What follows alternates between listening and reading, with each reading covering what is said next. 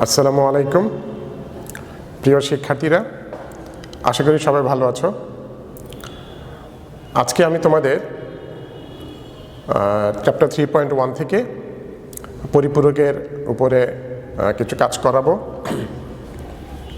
তোমরা আমাকে কমেন্ট বক্সে লিখেছিলে পরিপূরকের অঙ্কগুলো আবার করানোর জন্য। তো আজকে এই ক্লাসটা একটু রিভিশন টাইপের ক্লাস। তো তোমরা সবাই দেখো, আমি এখানে বোর্ডে দেখো একটা উদ্দীপক লিখেছি। এটা চট্টগ্রাম বোর্ডে 2019 সালে আসছিল। তো দেখো প্রশ্নটা, আমাদের উদ্দীপক আমাদের বেশ কয়েকবার পড়তে হয়। তো উদ্দীপকটা কি? রনি আইসিটি ক্লাসে বিভিন্ন সংখ্যা পদ্ধতি সম্পর্কে ধারণা লাভ করে।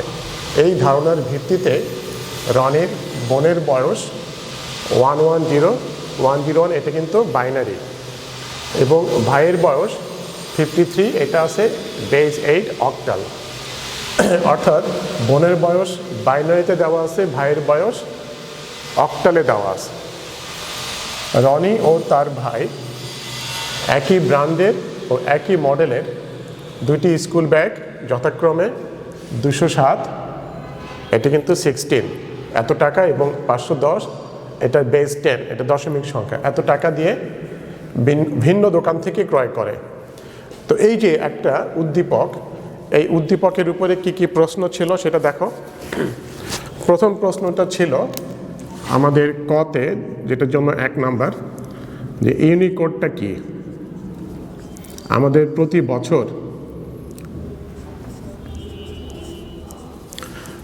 প্রতি বছর কিন্তু কোডের উপরে প্রশ্ন আসে, যে কোনো একটা কোড কিন্তু থাকেই। তো দেখো আমাদের এই যে ইউনিকোডটা হচ্ছে যে আমাদের যে আস্কি কোডটা ছিল, আস্কি কোডের পরবর্তী অবস্থা। যেমন আস্কি কোডে কি হতো? আস্কি কোড হচ্ছে 8 বিটের, এবং সেটার সাহায্যে আমরা 256টা বর্ণ সংখ্যার চিহ্নকে নির্দিষ্ট করতে পারতাম। তো এই যে ইউনিকোড কিন্তু আমাদের 16 বিটের, তার মানে এটার সাহায্যে আমরা অনেক বেশি বর্ণ সংখ্যার চিহ্ন আমরা শুরু করতে পারি।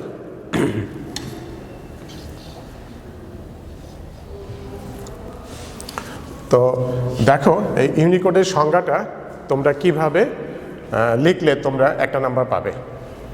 তো আমি তোমাদের ইউনিকোডের উপরে আগেও একটা ক্লাস নিয়েছিলাম। তো ইউনিকোড হচ্ছে যে বিশ্বের সকল ভাষাকে, মোটামুটি প্রায় সকল ভাষাকে কম্পিউটারে কোডভুক্ত করার জন্য এই ইউনিকোড। তাহলে আমরা কি লিখতে পারি? আমরা এটার উপর লিখতে পারি যে বিশ্বের ছোট বড় প্রায় সকল ভাষাকে কম্পিউটারে অন্তর্ভুক্ত করার জন্য যে কোড ব্যবহার করা হয় তাকে ইউনিকোড বলে।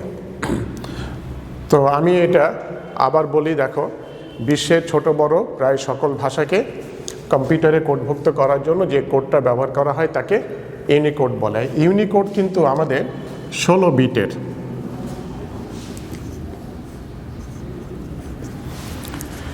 ইউনিকোড হচ্ছে 16 বিটের। তো 16 বিট হলে এটার সাহায্যে আমরা কতগুলো বর্ণ সংখ্যার চিহ্নকে নির্দিষ্ট করতে পারবো? 65,536টা। তার মানে আমাদের আস্কি কোডের চেয়ে ইউনিকোড কিন্তু অনেক বেশি বর্ণ সংখ্যার চিহ্নকে চিহ্নিত করতে পারে। তাহলে এই যে তোমাদের ইউনিকোডের উপরে আমাদের একটা ছোট প্রশ্ন, যে আমরা কি কি এখানে বলতে পারি যে কোডের সাহায্যে বিশ্বের সকল ভাষাকে কম্পিউটারে কোডভুক্ত করা যায়, কম্পিউটার অন্তর্ভুক্ত করা যায়, তাকে ইউনিকোড বলে। ইউনিকোড কত বিটের? 16 বিটের, এবং এটার সাহায্যে 65,536টা বর্ণ সংখ্যা চিহ্নকে নির্দিষ্ট করা যায়, আইডেন্টিফাই করা যায়। তো এই যে দেখতে পাচ্ছ, এটা তো আমাদের উদ্দীপকের জ্ঞানমূলক প্রশ্ন, কিন্তু এইটার উপরে কিন্তু আমি প্রায় সময় দেখে থাকি যে আমাদের অবজেক্টিভ প্রশ্ন বা এমসিকিউ প্রশ্নতে কিন্তু আসে যে ইউনিকোড কত বিটের। তো 4টা অপশান থাকে। তো তোমরা এখান থেকে এটা বুঝতে পারবে যে 16 বিটের। আর এই যে সংখ্যাটা, এই সংখ্যাটা কিন্তু অনেক সময় মনে রাখাটা কিন্তু কষ্টকর। তো সেই জন্য তোমরা কি করবে, তোমরা একটা টেকনিক মনে রেখো, 2 to the power 16। 2 to the পাওয়ার 16 তুমি যদি বের করো তাহলে কিন্তু তুমি এটা পেয়ে যাবে। তাহলে আমাদের ইউনিকোডের সাহায্যে আমরা এই 65,536টা বর্ণ সংখ্যা চিহ্নকে আমরা চিহ্নিত করতে পারি। এবার আসো আমাদের যে অনুধাবনে যে প্রশ্নটা ছিল সেটা ছিল এরকম। এটা অবশ্য তোমাদের পরবর্তী ক্লাসে পড়ানো হবে, যেহেতু আমাদের উদ্দীপকের মধ্যে চলে আসছে সেই জন্য এটা একটু বুঝিয়ে দিই। এটা তোমাদের এই পরীক্ষায় আসবে না। যেমন এরকম একটা প্রশ্ন ছিল যে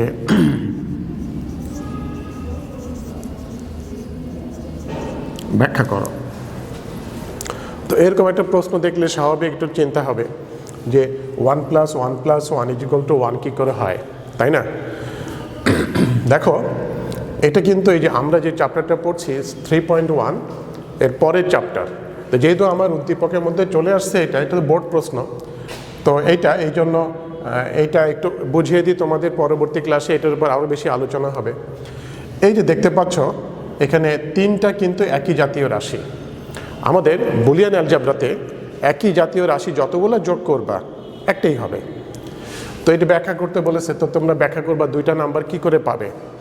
তো তোমরা এইভাবে ব্যাখ্যা করতে পারো যে আমরা জানি বুলিয়ান অ্যালজেব্রা মতে, বুলিয়ান অ্যালজেব্রা হচ্ছে তোমার জর্জ বুলি নামে একজন গণিতজ্ঞ আছেন, উনি ওনার কিছু সূত্র দিয়ে একটা অ্যালজেব্রা তৈরি করেছেন, ওইটা আমরা পরবর্তী ক্লাসে শিখব।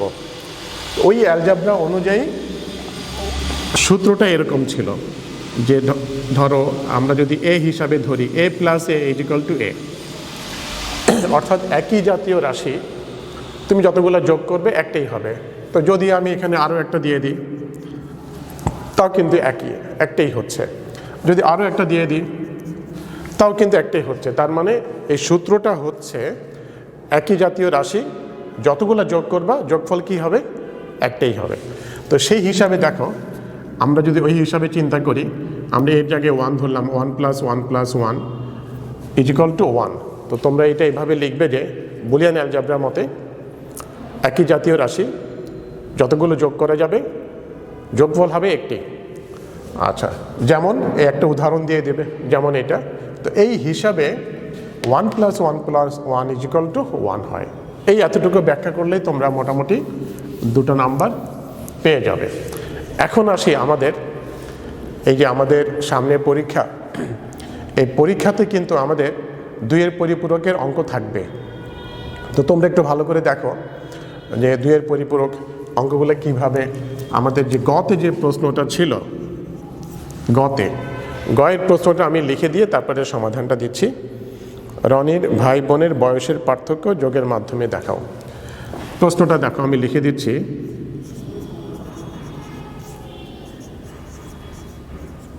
উদ্দীপকে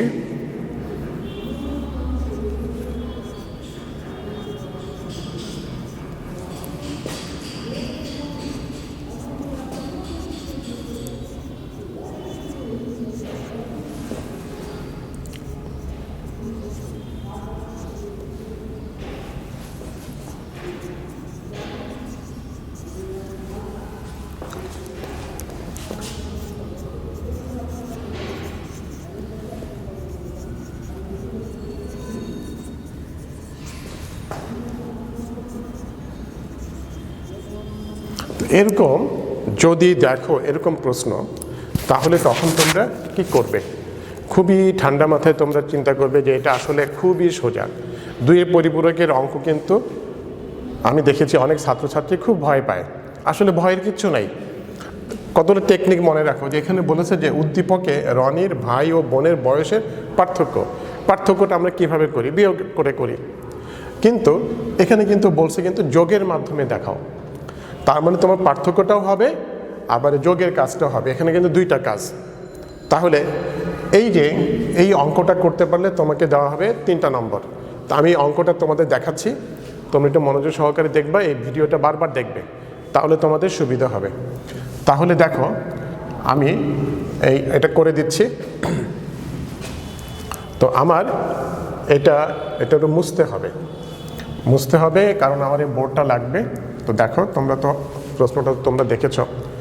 তো রনির ভাই এবং বোনের বয়সটা কোথায়? বোনের বয়স হচ্ছে 110101 আর ভাইয়ের বয়স কত 53। তাহলে দেখো আমরা এটা মুছে দিয়ে আমরা অঙ্কটা দেখাচ্ছি।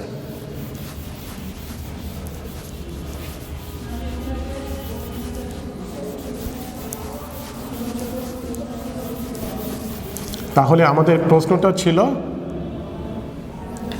রনির ভাই এবং বোনের বয়সের পার্থক্য আমরা যোগের মাধ্যমে দেখাবো। তাহলে এই হচ্ছে বোনের বয়স এটা, ভাইয়ের বয়স এটা। এখন কিভাবে করবা তুমি? তো দেখো আমরা যদি এটা করি, যেমন এটা কিন্তু বাইনারিতে আছে, আমাদের কিন্তু দুইটাই কিন্তু বাইনারিতে নিতে হবে। তাহলে আমরা যেটা করতে পারি যে 53 আমরা বাইনারিটা নিয়ে নিতে পারি। 53 বাইনারি হচ্ছে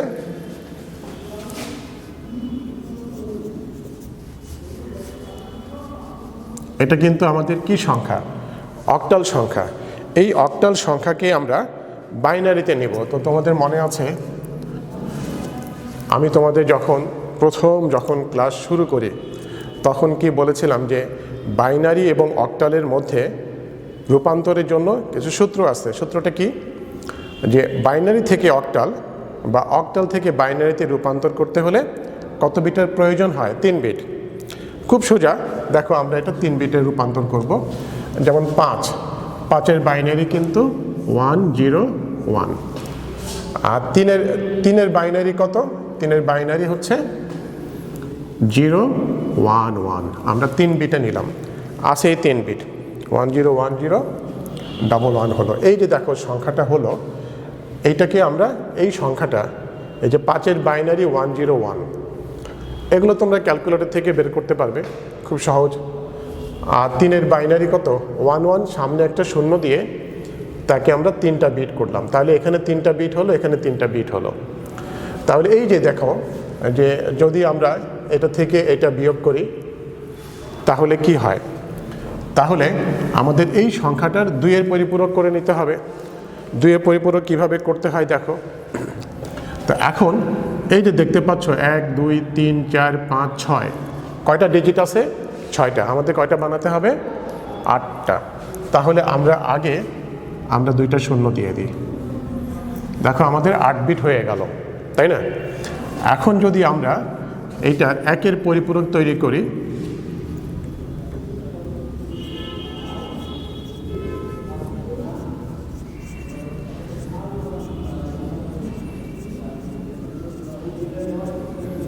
একের পরিপূরক তোমাদের কি বলেছিলাম? আচ্ছা, কেন এটার 1-এর পরিপূরক করব? আমরা এটা থেকে এটা বাদ দেব। তো এর আগে আমরা তাহলে যদি বাদ দিই তাহলে কি হলো? পার্থক্য হচ্ছে। তার মানে কি এটার আগে বিয়োগ চিহ্ন।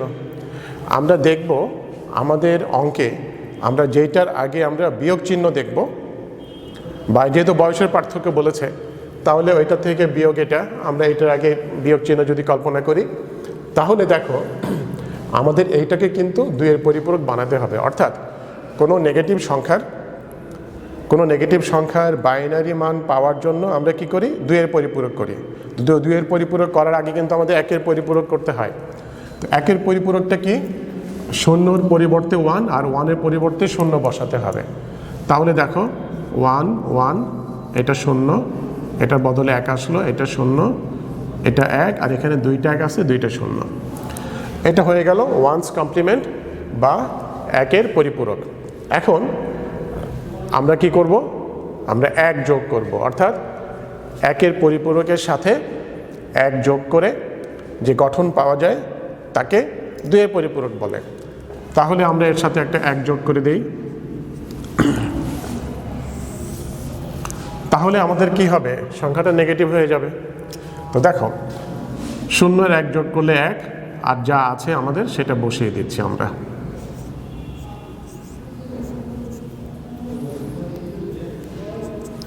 এই যে সংখ্যাটা হলো, এটা কিন্তু আসলে আমাদের হয়েছে -53/8, অর্থাৎ মাইনাস মানটা আমাদের বের হলো। এখন আমরা কি করব? এখন আমরা যেটা করব সেটা হচ্ছে যে এটা থেকে আমরা এটা বাদ দেব। তাহলে কিভাবে বাদ দেব দেখো, আমরা রনির বোনের বয়সটা লিখি।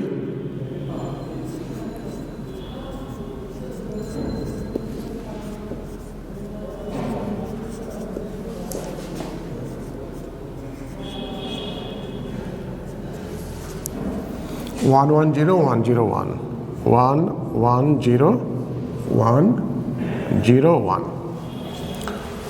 One one zero one zero one. এখানে কয়টা বিট আছে? এখানে আছে হলো 6টা বিট। তাহলে আমাদের কি করতে হবে? 8টা বিট করতে হবে। আমরা এর আগে 2টো বিট আমরা যুক্ত করে দিলাম। এখন এই যে -53 এটা ছিল রনির ভাইয়ের বয়স, তাই না? এটা অক্টালে ছিল, আমরা তাকে বাইনারি করেছি, বাইনারি করে তারপরে তার সাথে 1 যোগ করেছি, উল্টে 1 যোগ করে আমরা মাইনাস ফিগারটা পেয়েছি। দেখো 1 2 3 4 5 6 7 8, অষ্টম বিটটা যদি 1 হয় তাহলে আমরা বুঝবো এটা মাইনাস একটা ডিজিট। আর যদি 0 থাকে তাহলে আমরা কি বুঝবো? এটা পজিটিভ সংখ্যা। এটা মনে রাখবে। তাহলে আমাদের যে রনির বোনের বয়স এটা, আর যে ভাইয়ের বয়স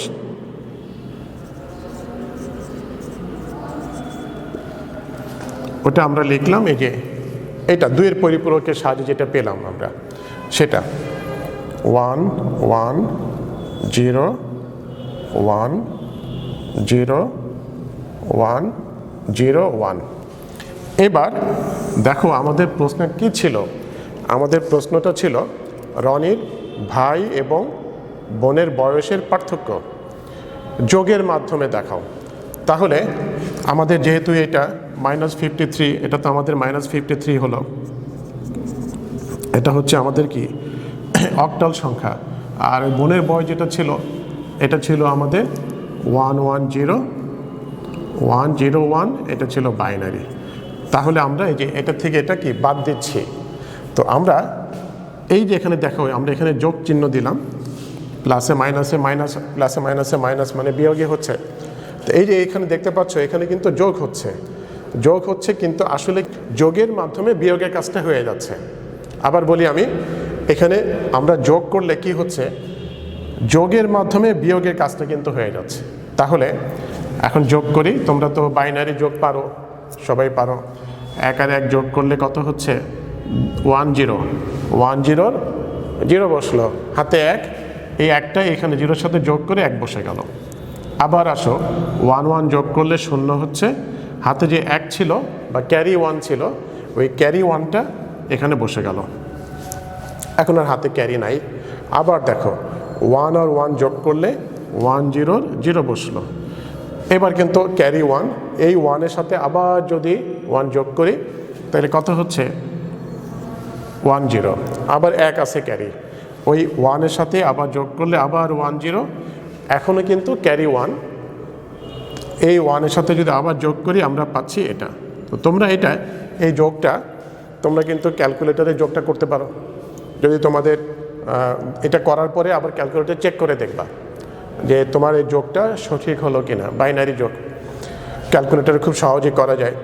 এখন যোগ করার পরে আমরা দেখতে পাচ্ছি যে এখানে 1 2 3 4 5 6 7 8 9, তো আমাদের তো 8 বিটের কাজ। তাহলে এটা তো বিট হয়ে গেল কত? 9টা হয়ে গেল। এটা কি বিট? এটা হচ্ছে ক্যারি বিট। এই যে ক্যারি বিট, এটাকে আমরা বলে থাকি ওভারফ্লো। ক্যারি বিট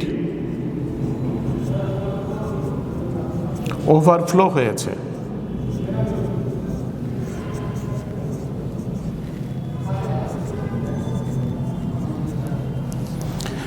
এই ক্যারি বিটটা ওভারফ্লো হয়েছে মানে আমরা এটাকে বাদ দেব, আমরা 8টা বিট রাখবো। তাহলে আমাদের রেজাল্টটা কি হচ্ছে? রেজাল্টটা হচ্ছে 4টা 0 1 0 1 0।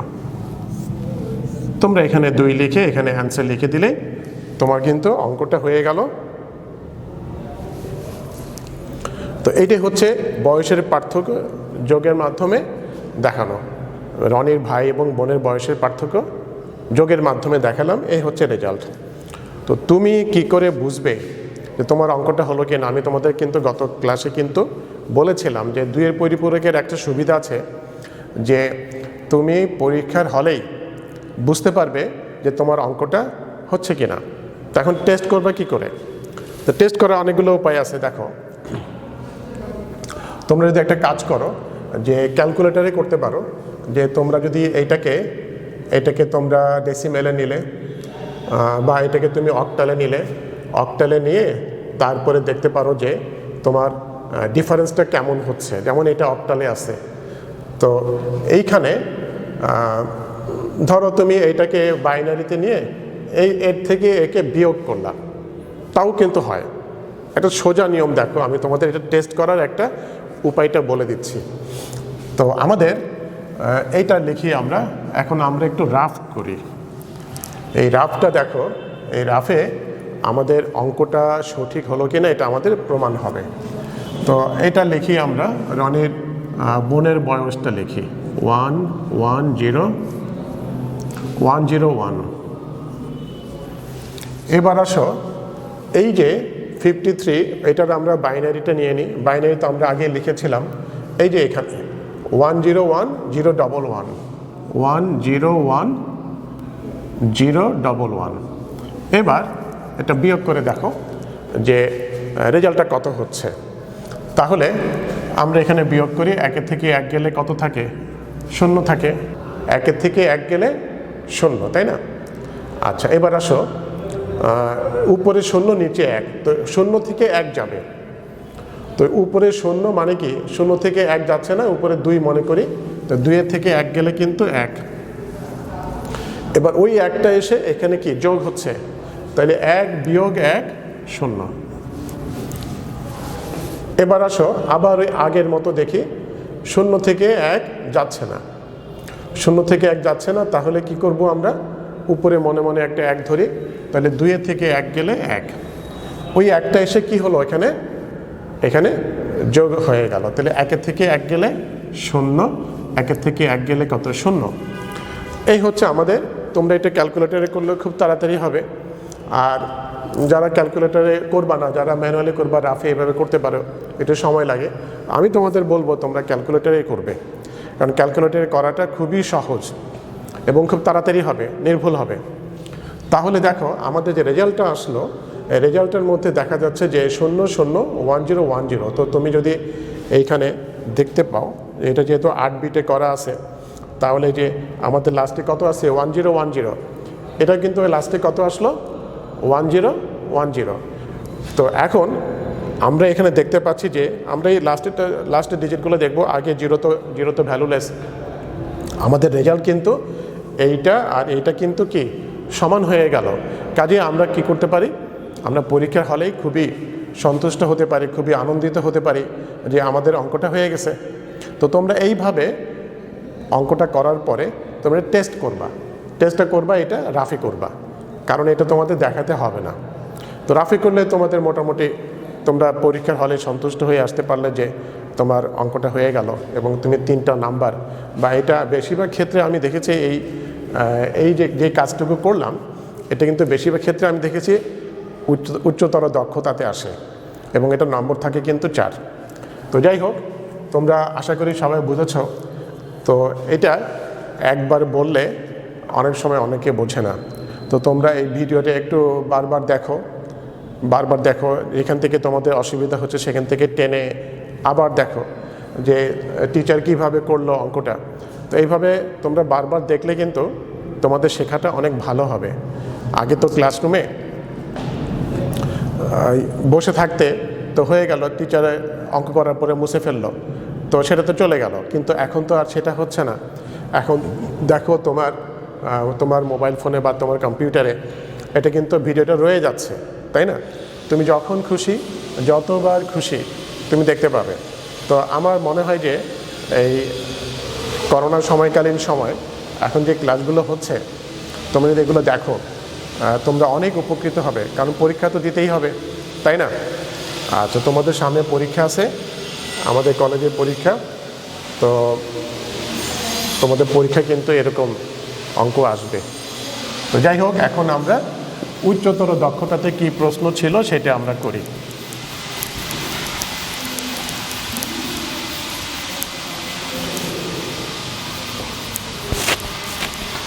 এবার আমাদের যে ঘতে যে প্রশ্নটা ছিল সেই প্রশ্নটা ছিল কি, সেটা ছিল তাদের স্কুল ব্যাগের মূল্য অক্টাল পদ্ধতিতে নির্ণয়পূর্বক মতামত দাও।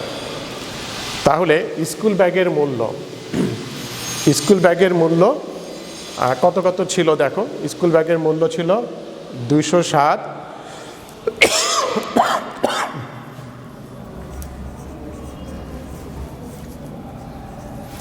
এটা ছিল কত 16, আরেকটা সংখ্যা ছিল 510, এটা ছিল বেস 10।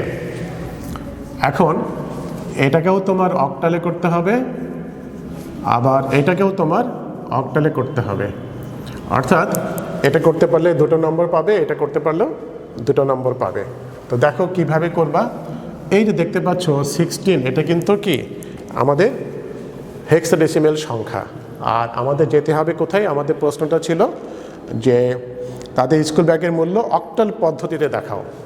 তাহলে তুমি কি করবে, তাহলে দেখো আমি এটার সমাধানটা করে দিচ্ছি। তোমরা তোমাদের আগামী যে পরীক্ষা আসতেছে সেই পরীক্ষায় কিন্তু এরকম পরিবর্তন আসবে, যে একটা নাম্বার থেকে আরেকটা নাম্বারে কীভাবে পরিবর্তন করতে হয়।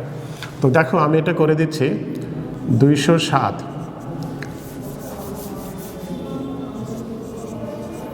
এটাকে আমরা প্রথমে বাইনারিতে নিয়ে যাই। আমাদের কিন্তু যেতে হবে কোথায়, অক্টালে। তা আমরা হেক্সা থেকে অক্টাল বা অক্টাল থেকে হেক্সা সরাসরি যেতে পারি না, কি করতে হয়, আমাদের বাইনারি হয়ে যেতে হয়। তাহলে যদি আমি হেক্সাডেসিমেলকে বাইনারিতে নেই, তার আমার কয় বিট নিতে হবে, 4টা বিট নিতে হবে। তাহলে 4টা বিট নিলে আমরা তো জানি বাইনারিতে 7 হচ্ছে 111। তাহলে 4 বিট বানাতে হলে কী করতে হবে, আগে একটা শূন্য দিতে হবে, দিলাম শূন্য। এবার শূন্যর জন্য আমাদের কিন্তু 4টা শূন্য দিতে হবে, 1 2 3 4। আমি একটু দূরে দূরে লিখি, তাহলে তোমাদের বুঝতে সুবিধা হবে।